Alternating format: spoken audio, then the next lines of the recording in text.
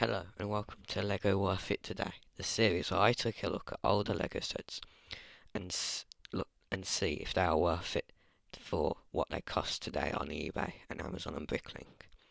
The set we'll be looking at today is Lego Harry Potter Snape's Classroom. The set number is 4705. It was released in 2001 and came with 169 pieces. So I think we should start by taking a look at the minifigures. When taking a look at the minifigures in this series, I'll be comparing them to their newest versions. So let's start off with the Snape minifigure. The one on the left is of course the one from the Snape's Classroom set back in 2001, and the one on the right is from the more modern Harry Potter sets, specifically the Whomping Willow set. As you clearly, they changed a lot, like the hairpiece and the printing on the torso and legs is quite different. But I think that where it really is a lot different is the face print. The older version on the left actually glows in the dark. But I will demonstrate that later. Whereas the one on the right is just simply a normal Lego minifigure. Of course, the one on the right the newer version is more detailed, but the glow in the dark feature really still, I think, makes the minifigure worth getting just for that. I have closed my blinds so you can see. This is of course quite an old figure now, so it's not the best, but you can still kind of see that it does glow in the dark a bit. But my room isn't the darkest at the moment. So now let's move on to the Ron Weasley figures. The Ron Weasley figures, as you can see, have gone through another big change for the modern era, including the introduction of short legs, which didn't come out until a year after this set was released, on a Yoda minifigure for Lego Star Wars. The hairpiece is also quite different, although I believe that was used eventually for some Harry figures as well in the older Harry Potter line, and was continued to be used it's up until the line ended in I think 2011.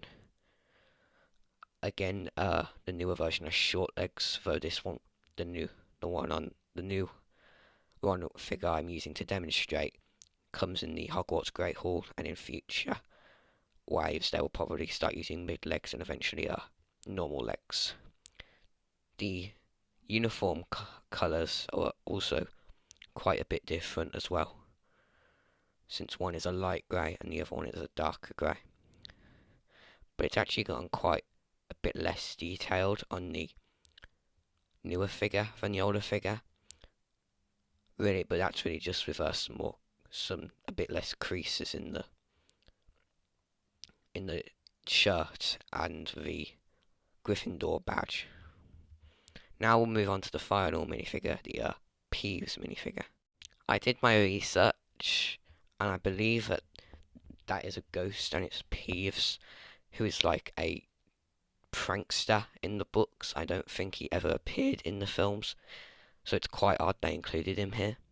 And the one on the right is the nearly headless Nick from the Hogwarts Great Hall set in 2018, and I decided to include him so you can see how the ghosts have changed over the years.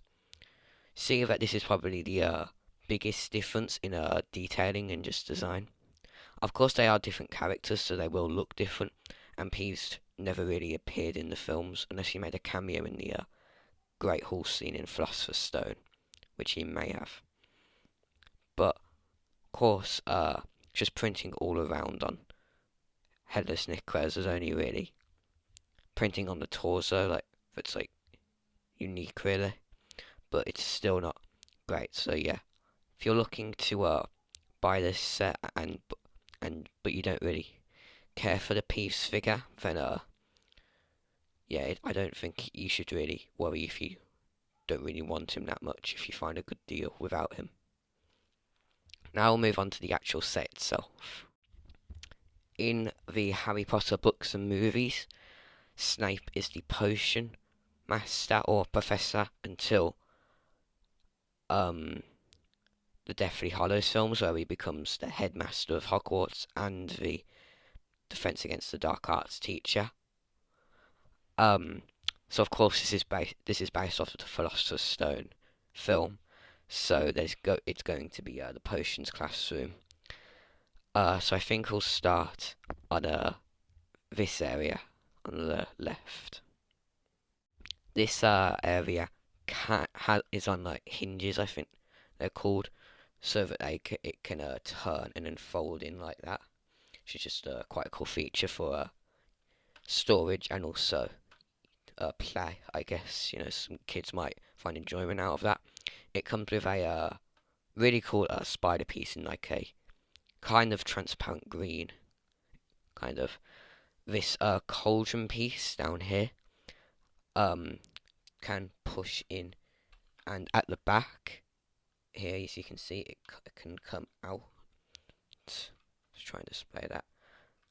And then under there, you can kind of see there is a kind of scroll of some kind. It's not, if you take the cauldron out, it's not really meant to come out because it's like actually connected.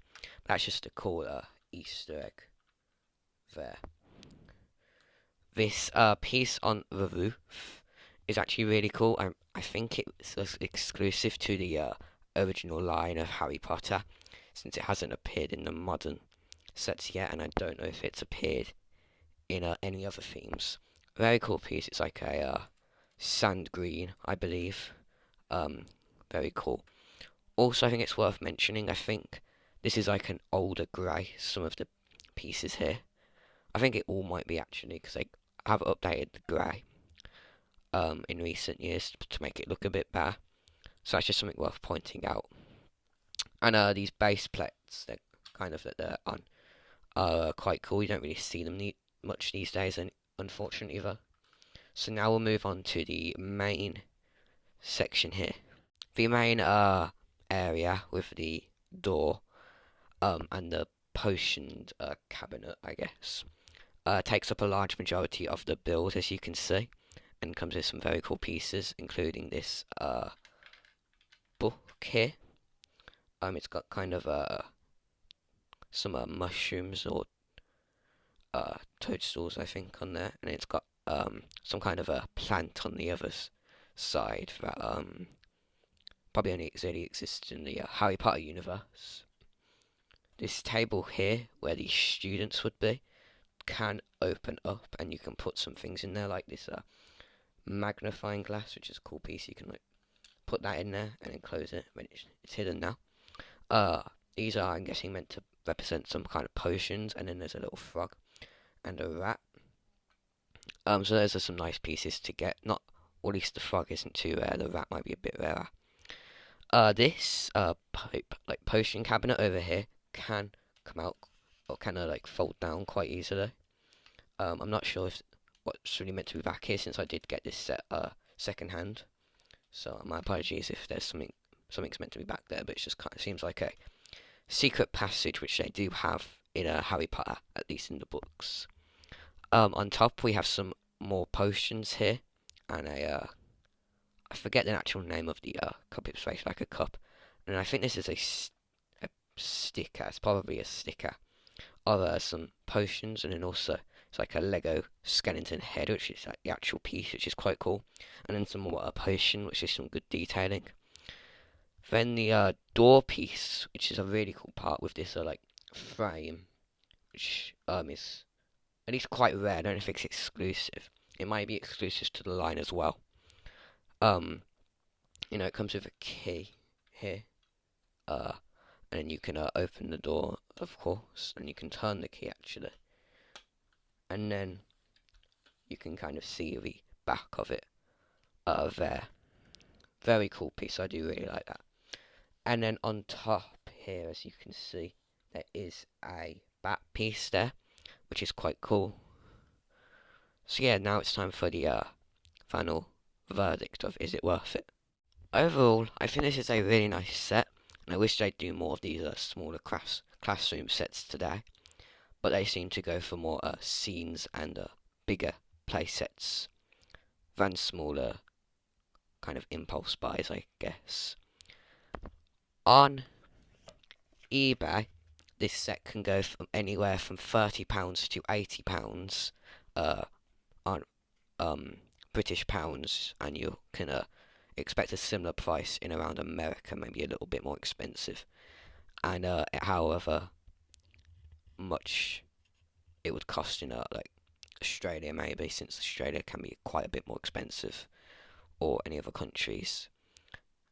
On Amazon, it's about £155, so probably about $160. And then again, however much money it'd cost in somewhere like Australia, because Australia can be a bit more expensive. I did search Bricklink, but unfortunately it wouldn't come up. So I'm sorry, but you might have to research that yourself if you're looking to get this on Bricklink. Although it seems to not really be too much on eBay for a set that is so old. But yes, it's a great set. I'd give it an 8 out of 10, and I'd say if you can find a good deal, then it's definitely worth it. Whilst the minifigures are definitely a bit dated, but since it's not going for too much on eBay, I mean £80 is a bit steep. But if you really want this set, if you really want the minifigures and the set, then I'd say definitely buy it. It's definitely worth it. 8 out of 10 for me.